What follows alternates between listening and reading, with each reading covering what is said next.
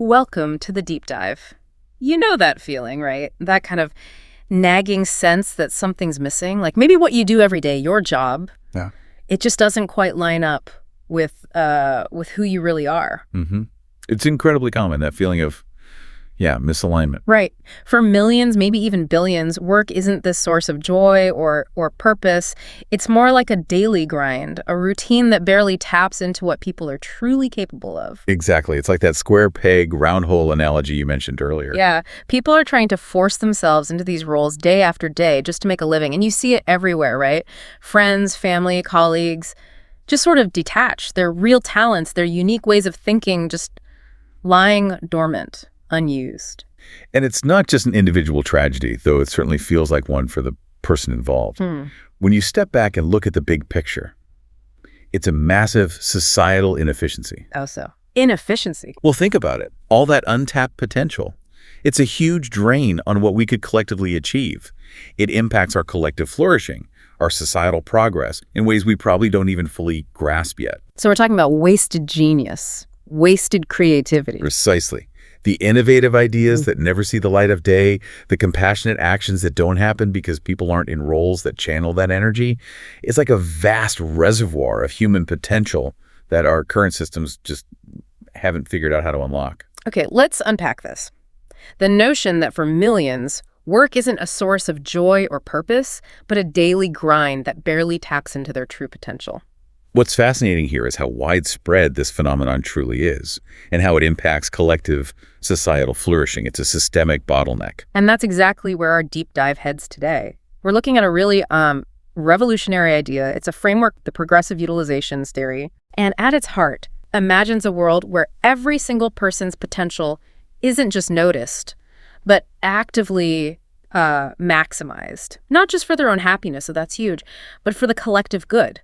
For society's progress. Right. It connects the individual and the collective in a very direct way. So our mission today is to explore how these, ancient insights into human tendencies, these sort of blueprints of who we are, how they can be merged with really cutting-edge technology. We're talking AI, data analytics, behavioral science. The tools we have now or are rapidly developing. Exactly, to completely rethink education, employment, the whole path of human development, moving past the guesswork, past just lucking into the right career. Towards something much more personalized, purpose-driven. And crucially, ethically grounded. So consider this your shortcut to getting really well informed about a truly futuristic and honestly very optimistic approach. It really is optimistic. If we connect this to the bigger picture, it's about designing a future where everyone can contribute their unique gifts, not just competently, but with real joy, with integrity. And this isn't just pie in the sky theory, right? Not at all. The sources we're drawing on, especially the main one for today, cultivating purpose, aligning youth with societal flourishing, a PROUT Perspective by Ranjan. They lay out a compelling case for practical feasibility.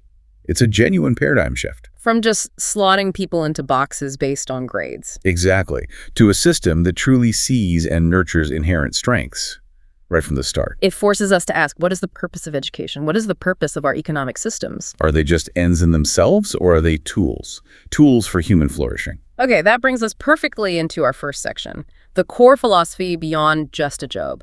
Because let's be real, for so many people, a job is, just a job. A means to an end. Pay the bills. Survive. Totally disconnected from who they are, what excites them, where their talents lie, and our current systems.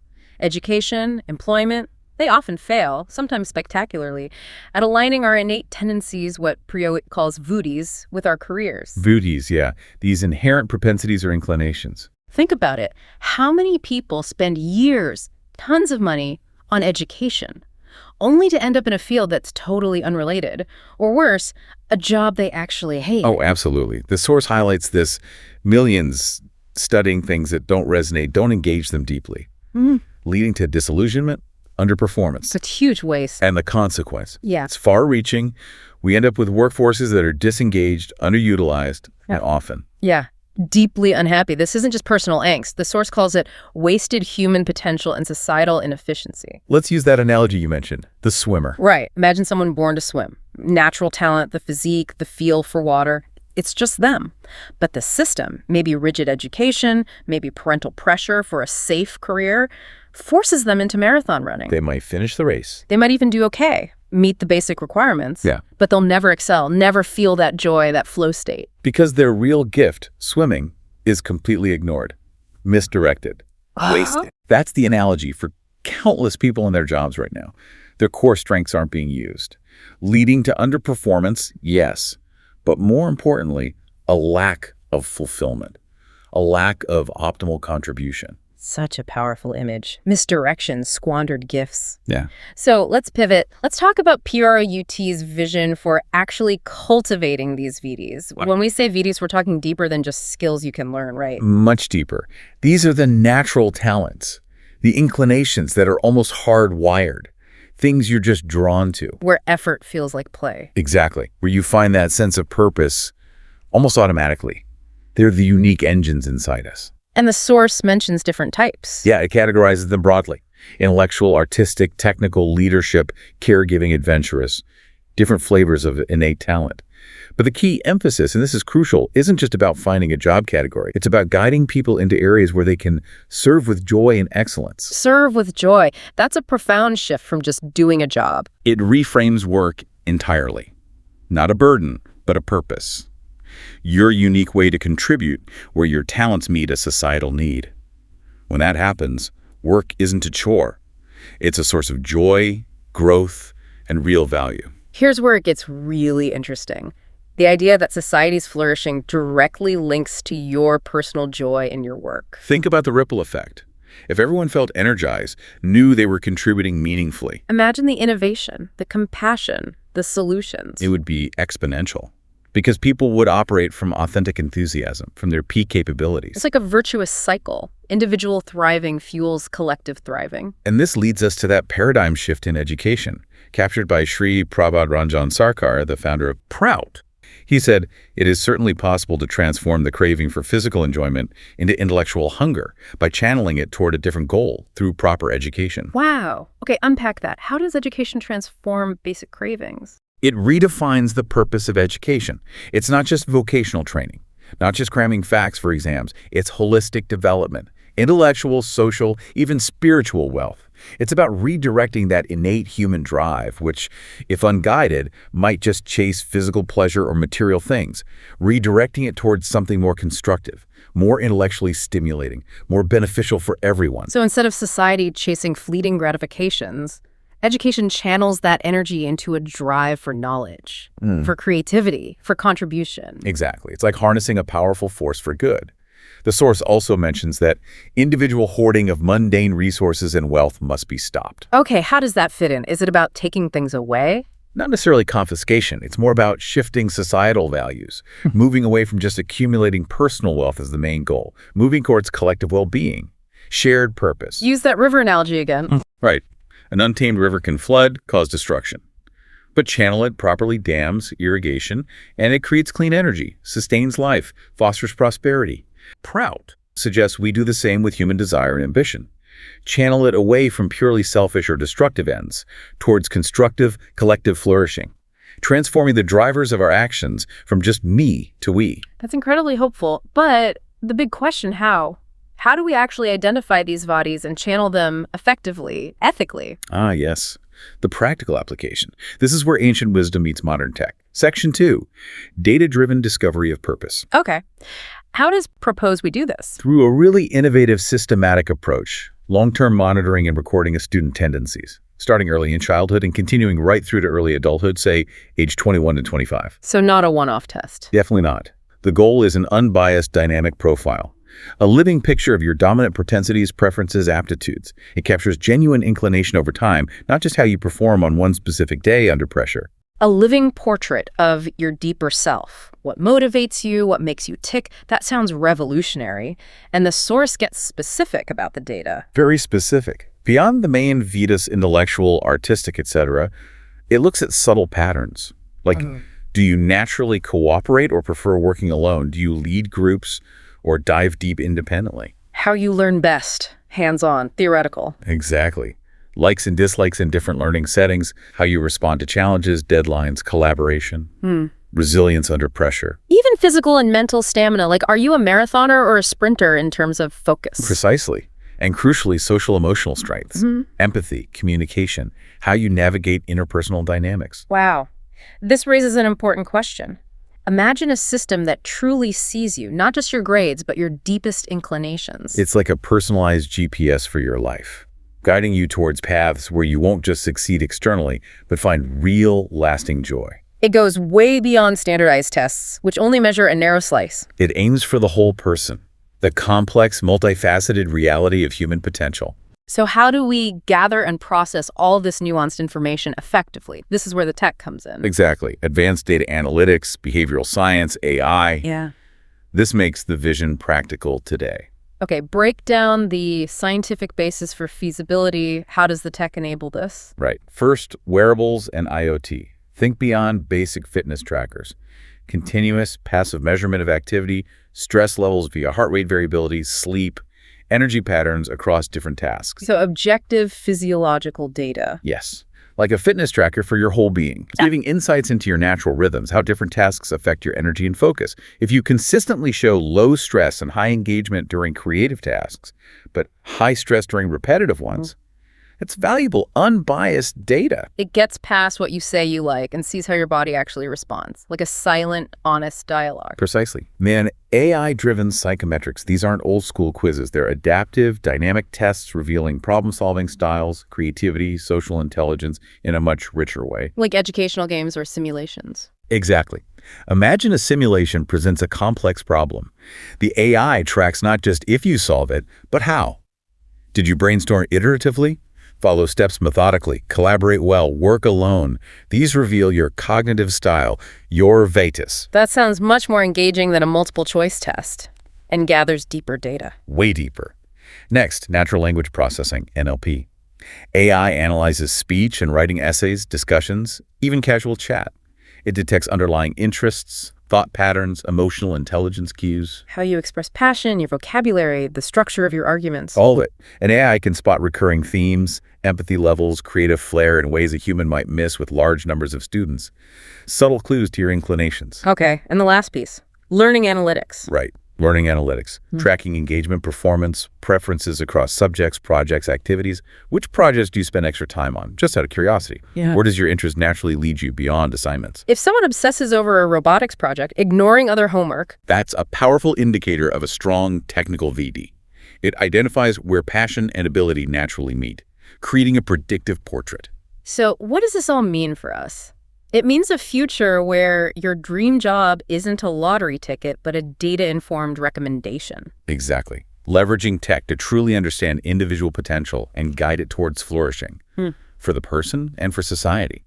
It's not rigid assignment. It's profound self-discovery backed by data and wise mentorship, empowering informed choices. And this whole data-driven discovery aligns with that holistic view of education. You mentioned Martin Luther King Jr. Yes. Intelligence plus character, that is the goal of true education. How does that connect? It highlights that this system isn't just about skills or aptitudes, it's about nurturing the whole person, including their moral compass. The data isn't just, what are you good at? It's also, what are your social emotional strengths? How empathetic are you? How cooperative? So it builds character alongside competence. Precisely. A knowledgeable, skilled, and responsible, compassionate, ethically grounded citizen. That focus on character, on the moral compass, brings us straight to the next section.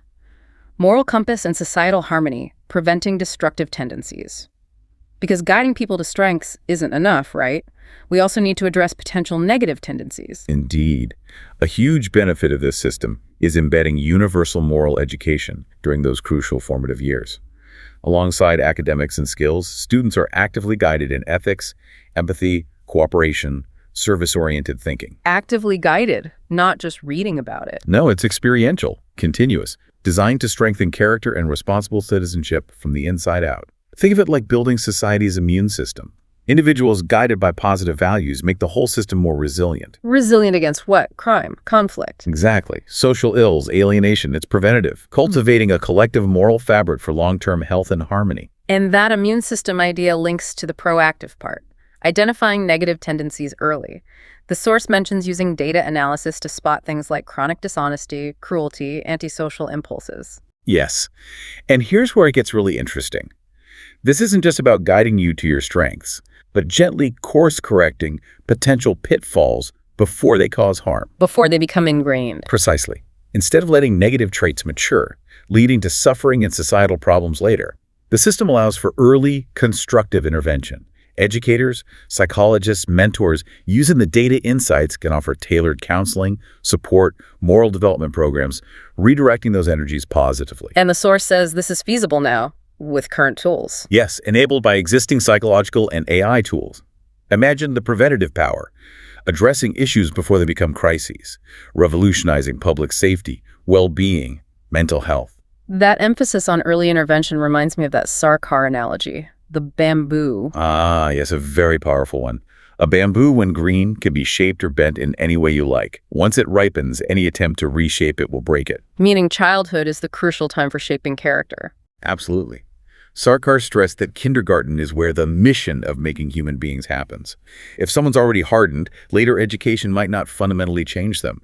But if that foundation moral guidance, emotional intelligence, self-awareness is laid early, individuals build a resilience to navigate life's challenges constructively. So it reinforces that proactive, preventative approach.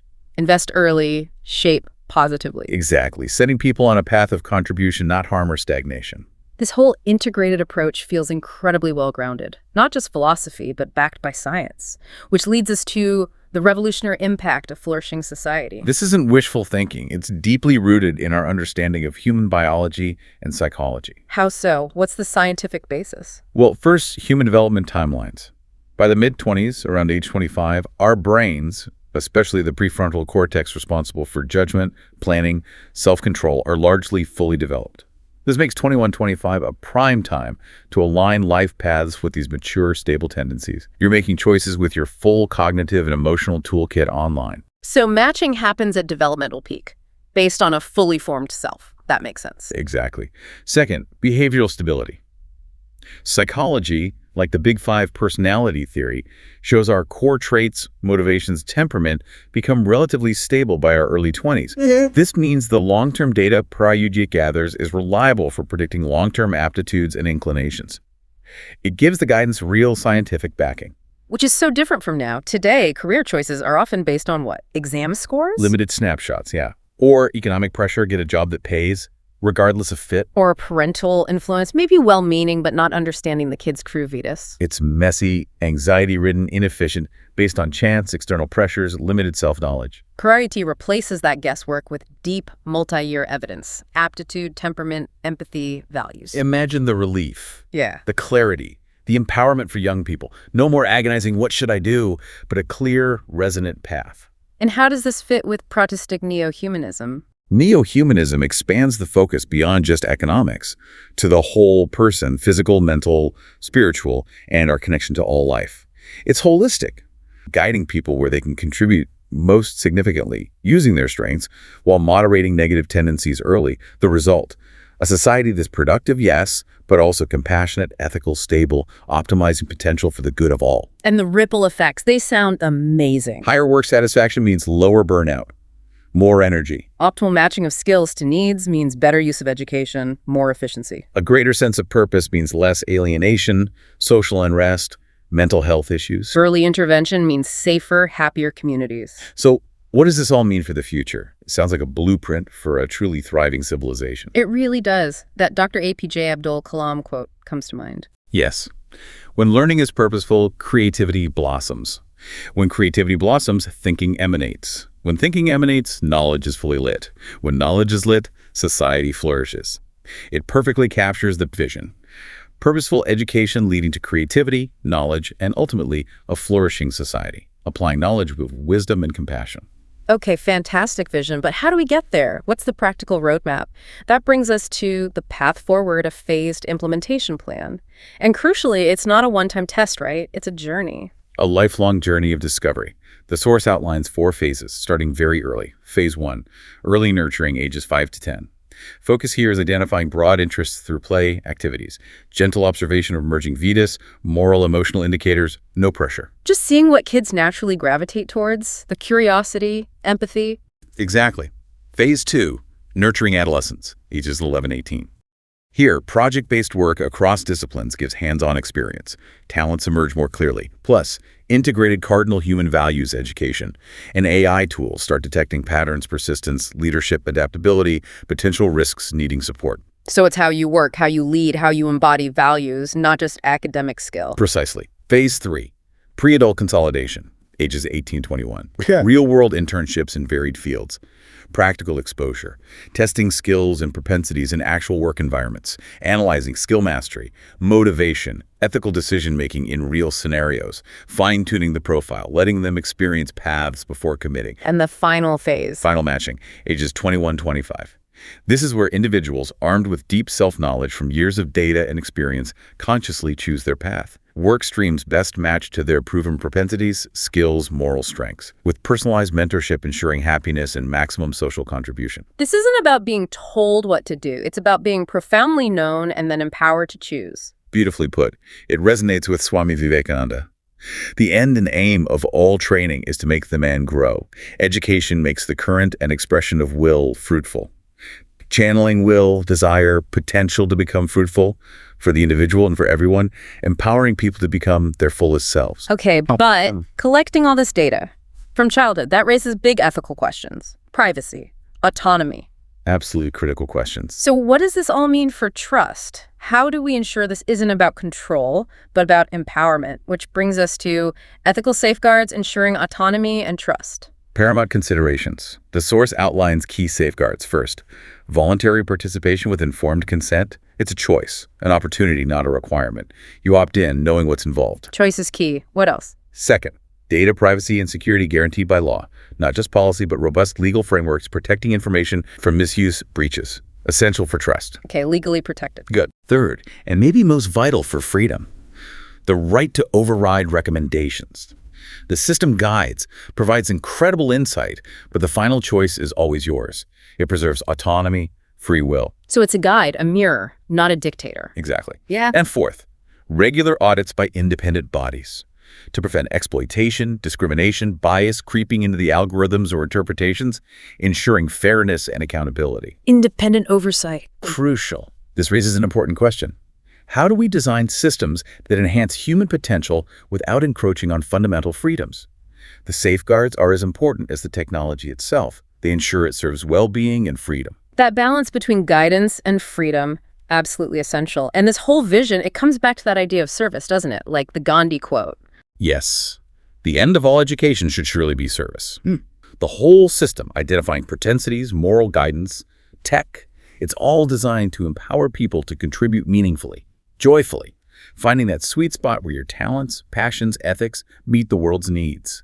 Serving with integrity, excellence, and fulfillment, education becomes a journey of growth and contribution. So we've covered a lot, from the problem of disengagement to understanding Vedas, harnessing tech, and creating this personalized, purpose-driven ethical journey. The core promise is huge.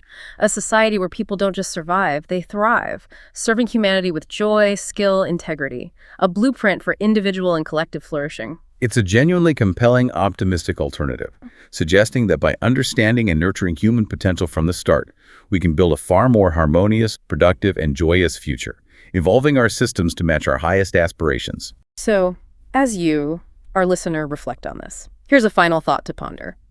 What if society truly prioritized human flourishing and joyful purpose over arbitrary metrics or just economic pressure? How might your own life or the lives of those change if a system like this were in place from childhood? And maybe take a moment to consider your own votus. What are those natural inclinations, passions, the things that make you feel most alive and contribute most effortlessly? Understanding them better might unlock new possibilities for you. Or perhaps it inspires you to advocate for similar progressive changes in education and human development more broadly. It's a vision empowering individuals while strengthening society itself.